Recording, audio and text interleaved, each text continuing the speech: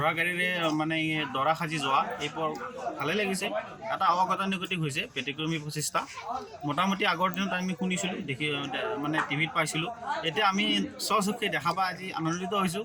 এটা পুৰণি মানে কলীয়া ব্যৱস্থা আকৌ পুনৰাই মানে আজি প্ৰচেষ্টাটো আগবঢ়াই আমাক এটা আনন্দিত কৰিছে। আচলতে এই যান্ত্ৰিকতাৰ যুগত যিটো পেট্ৰলৰ খৰচ বা অন্যান্য খৰচক আদি কৰি যিমানখিনি খৰচ হয়, সেই খৰচটো কমাই এটা ভাল প্ৰচেষ্টা বুলি ভাল লাগিছে। দৰাক শলাগ লৈছে এই ক্ষেত্ৰত, এইকাৰণে ভাল লাগিছে। এটা পুৰণিকলীয়া প্ৰথাৰে আমাৰ খৰচটোও কমাইছে, লগতে এটা মানুহক আমোদ দিছে, ভালো লাগিছে, ভাল পাইছে। আমাৰ পুৰণি চিষ্টেমটো মই ভাল পাওঁ, আৰু এইটো যিটো যুগত চলি আছে তাৰমানে সিমান এটা সুবিধাবাদী নহয়।